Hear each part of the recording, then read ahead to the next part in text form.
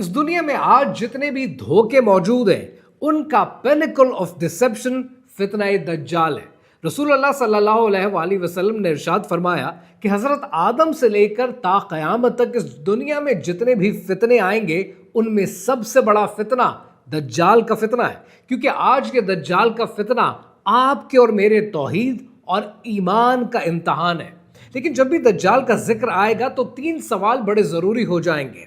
पहला सवाल ये कि दज्जाल है कौन और वो चाहता क्या है।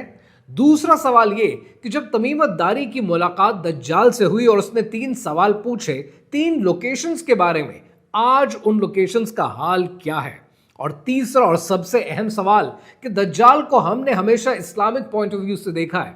आज ज्यूइश एस्केटोलॉजी और एल्डर्स ऑफ ज़ायन दज्जाल को लेकर क्या ईमान रखते हैं, और आज दुनिया के एलीट्स अपने डिसेप्शन को दुनिया में कॉमन किए जा रहे हैं, वो ये सब कुछ कॉमन कर क्यों रहे हैं, कहानी क्या है, आइए समझते हैं।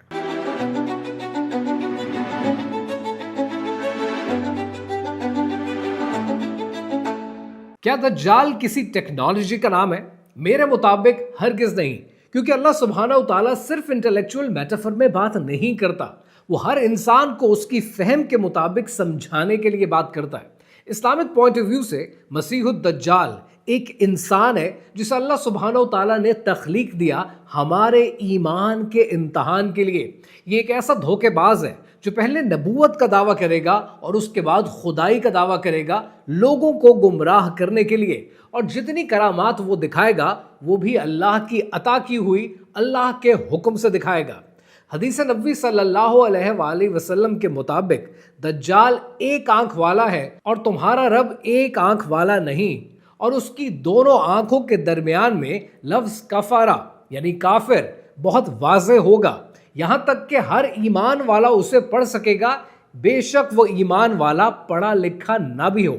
एक और हदीस नबी सल्लल्लाहु अलैहि वसल्लम के मुताबिक दज्जाल मशरिक में खुरासान से आएगा और उसके साथ 70,000 यहूदी होंगे जिनका ताल्लुक इस्फहान से होगा और उन्होंने ईरानी चादरें पहन रखी होंगी। दज्जाल इस दुनिया में आएगा और बहुत तेजी से सफर करेगा। वो इस दुनिया में 40 दिन के लिए आएगा, जिसमें से पहला दिन 1 साल के बराबर होगा, दूसरा दिन 1 महीने के बराबर होगा, तीसरा दिन 1 हफ्ते के बराबर होगा और बाकी के दिन आम दिनों के बराबर होंगे। वो दुनिया में आकर लोगों का ईमान खराब करेगा और एक गलत दीन की तरफ लोगों को बुलाने की कोशिश करेगा। बहुत से लोग उसके साथ जुड़ जाएंगे, उसको मानना शुरू कर देंगे।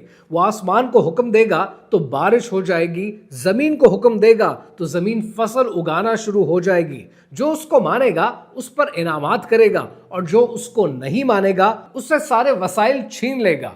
वो बीमारों को तंदुरुस्त करेगा, मुर्दे को जिंदा करने की कोशिश करेगा, लेकिन जो कुछ वो करेगा वो सिर्फ एक इल्यूजन है, सिर्फ एक धोखा है। जो ईमान वाले अपना ईमान बचाना चाहते हैं वो भी अपना ईमान तभी बचा पाएंगे जब वो सूरह कहफ को हिफ्ज कर लेंगे, और खास तौर पर सूरह कहफ की पहली 10 आयतें उन्हें दज्जाल से हिफाजत देंगी। अल्लाह सुब्हानहू तआला के हुक्म से हज़रत ईसा अलैहिस्सलाम आसमान से जमीन पर नाज़िल होंगे और लुध के दरवाजे पर दज्जाल का कत्ल करेंगे और इस फितने से इस दुनिया को पाक करेंगे।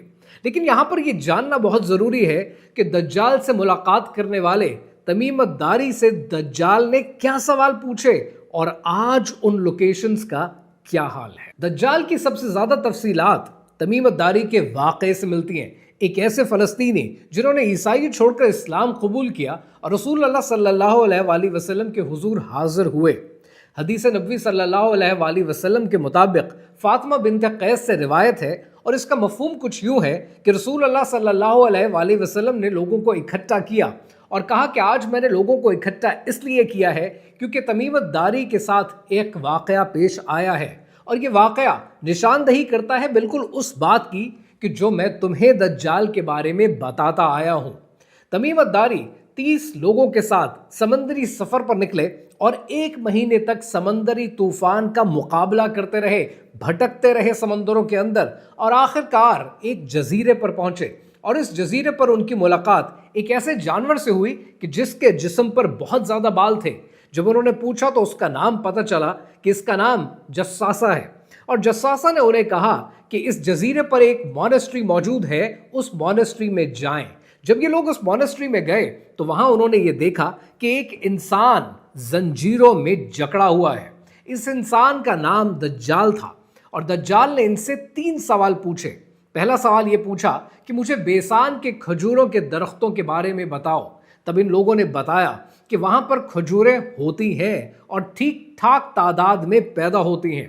تو دجال نے کہا کہ بہت جلد وہ دن آئے گا جب بیسان میں کھجوریں پیدا ہونی بند ہو جائیں گی۔ بیسان کا علاقہ آج اسرائیل میں موجود ہے اور اسے بیت شام کہا جاتا ہے۔ اس علاقے میں آج بھی کھجوریں پیدا ہوتی ہیں، لیکن آج جو کھجوریں یہاں پر پیدا ہوتی ہیں، اسکالرز کے مطابق اس میں فلکچویشن آنی شروع ہو گئی ہے۔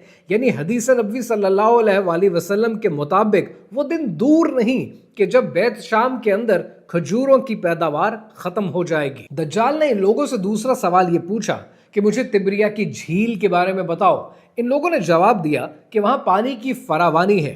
دجال نے کہا کہ وہ دن دور نہیں کہ جب یہاں پر پانی ختم ہو جائے گا۔ لیک تبریہ، جس کو آج سی آف گیلیلی بھی کہتے ہیں، یہ دنیا کی سب سے لویسٹ فریش واٹر باڈی ہے۔ یہ سی لیول سے 209 میٹر نیچے ہے اور آج فریش واٹر کے ریزروز پرووائڈ کرتی ہے۔ 2025 کی رپورٹ کے مطابق کرٹیکلی پانی لو ہو چکا ہے، 2 میٹر نیچے آ چکا ہے اور بہت جلد یہ کرٹیکل لیول پر پہنچ جائے گا۔ یعنی حدیث نبوی صلی اللہ علیہ وآلہ وسلم کے مطابق یہ پانی بہت جلد سوکھنے والا ہے اور دنیا کے لیے الارمنگ سچویشن پیدا ہو رہی ہے۔ دجال نے ان سے تیسرا سوال یہ پوچھا کہ مجھے زغر کے چشموں کے بارے میں بتاؤ، کیا وہاں کے چشموں کے پانی کو لوگ آبپاشی کے لیے استعمال کرتے ہیں؟ ان لوگوں نے ہاں میں جواب دیا کہ پانی کی فراوانی ہے اور لوگ آبپاشی کے لیے استعمال کرتے ہیں۔ دجال نے کہا وہ پانی بھی بہت جلد ختم ہو جائے گا، سوکھ جائے گا۔ آج اس علاقے سے 2 مطلب لیے جاتے ہیں۔ پہلا مطلب یہ کہ یہ شام کے شمالی علاقے میں ہے، اور دوسرا مطلب یہ کہ یہ اردن کے اندر موجود عین الزارا اس سے مراد ہے۔ لیکن آج ان دونوں کو دیکھا جائے تو ان چشموں کو اب آبپاشی کے لیے استعمال نہیں کیا جاتا، یہاں کا پانی سوکھ چکا ہے۔ یعنی حدیث نبوی صلی اللہ علیہ وآلہ وسلم کے مطابق یہ پروفیسی کمپلیٹ ہو چکی ہے۔ ابھی تک آپ کے ساتھ میں نے دجال کے ڈیٹیلڈ اکاؤنٹس اور بیک گراؤنڈ ہسٹری اس لیے شیئر کی تاکہ آپ کی بیس بن سکے۔ اب بات کرتے ہیں اس جوئش ایسکیٹالوجی کی کہ جس کو ہم پڑھتے نہیں ہیں۔ ان کے مطابق ان کے مسیح الدجال نے کیا کرنا ہے اور آج دنیا میں ڈسیپشن اتنی تیزی سے کیوں پھیلائی جا رہی ہے۔ جوئش ایسکیٹالوجی کے مطابق مسیح الدجال یہودیوں کا ایک مسیحا ہے جو کہ ایک انسان ہوگا اور ان کا فیوچر کنگ ہوگا۔ اس کا تعلق حضرت داؤد علیہ السلام کی نسبت سے ہوگا، ان کی نسل سے ہوگا، اور جب وہ دنیا میں آئے گا تو اس کے بعد وہ تیسرا ٹیمپل بنائے گا یروشلم میں، اور تمام وہ یہودی جو آج جلا وطن ہیں ان کو واپس اسرائیل میں اکٹھا کرے گا اور اسرائیل کی زمین کے اندر یہودیوں کی سوورینٹی کو انشور کرے گا۔ وہ دنیا میں آنے کے بعد ان کے مردوں کو زندہ کرے گا، یہودیوں کو آزادی ملے گی اور دنیا میں اولام ہبا اسٹیبلش ہوگا۔ اولام ہبا، ورلڈ ٹو کم، ایک ایسی دنیا ہوگی کہ جو ایک یوٹوپین دنیا ہوگی کہ جس کے اندر یہودیوں کی حکمرانی ہوگی۔ زمین پر اللہ سبحانہ و تعالیٰ کا علم کامن ہو جائے گا اور آسمان کے فیصلے یہودی زمین پر بیٹھ کر کریں گے۔ یہ ہے جوئش ایسکیٹالوجی، اور اس کے ڈیٹیلڈ اکاؤنٹس آپ کو ملتے ہیں تناخ میں، which is the Hebrew Bible، عیسائیہ 11:1-12 میں، جرمیہ 23:5 میں، اِزاخیل 37:21-28 میں، اور آج آرتھوڈاکس، کنزرویٹو، ریفارم اور ہیزیٹک ٹریڈیشن میں مور اور لیس سیم اکاؤنٹس آپ کو ملتے ہیں۔ یہاں تک کہ اگر آپ تلمود دیکھ لیں، یہاں تک کہ اگر آپ میمونیڈز دیکھ لیں، اور ایون اگر آپ مدراش دیکھ لیں، تو یہ سارے اکاؤنٹس ایک ہی طرف نشاندہی کرتے ہیں۔ لیکن سوال یہ ہے کہ دجال جب اللہ کی دی ہوئی طاقت سے ہی لوگوں کو گمراہ کر پائے گا، کہ جو آپ کے اور میرے ایمان کا امتحان ہے، تو آج دنیا کے ایلیٹس کو فیک ایلوژنز کریٹ کرنے کی، یہ ایج آف ڈسیپشن کریٹ کرنے کی، یا اے آئی کے ذریعے وہ سب کچھ کرنے کی ضرورت کیوں ہے جب دجال یہ سب کچھ خود کر پائے گا؟ تو اس کا بڑا سیدھا سا جواب یہ ہے کہ دجال کے آنے کے بعد جوئش ایسکیٹالوجی کے مطابق دنیا کی گلوبل ڈومیننس ان کے مطابق इनके हाथ में आएगी और ये दज्जाल के आने से पहले और दज्जाल के आने के बाद दुनिया की ये डोमिनेंस, दुनिया का ये कंट्रोल अपने हाथ में रखना चाहते हैं। दुनिया की आबादी को कम करके दुनिया के लोगों को अपना गुलाम बनाना चाहते हैं, अपनी डोमिनेंस को इंश्योर करना चाहते हैं और इंश्योर ये करना चाहते हैं कि दज्जाल के आने से पहले लोगों के ईमान को इतना कमजोर कर दिया जाए कि दज्जाल के फॉलोअर्स में इजाफा हो सके। इसीलिए कहते हैं कि दज्जाल के मानने वालों में ज्यादातर यहूदी होंगे, तुर्क होंगे, पर्शियंस होंगे, बद्दू होंगे और बहुत सी औरतें मौजूद होंगी। इसलिए आज ये आपके सामने एज ऑफ डिसेप्शन क्रिएट कर रहे हैं, जहां सच को झूठ और झूठ को सच साबित कर रहे हैं। वहीं बहुत से कॉन्सेप्ट्स को हमेशा के लिए हमारे लिए खराब करते जा रहे हैं। आज जब भी याजूज माजूज का जिक्र होता है तो हमें उसका अंग्रेजी मतलब गॉग मैगॉग पकड़ा दिया जाता है, लेकिन ज्यूइश एस्कटोलॉजी के मुताबिक गॉग और मैगॉग का कुछ और मतलब है। अब ये सब सवाल समझने के लिए जरूरी हो जाएगा कि हम ये पूछें कि याजूज माजूज कौन है, क्रिश्चियनिटी के गॉग मैगॉग कौन है और ज्यूइश एस्कटोलॉजी में गॉग मैगॉग कौन है और इमाम मेहदी कौन है।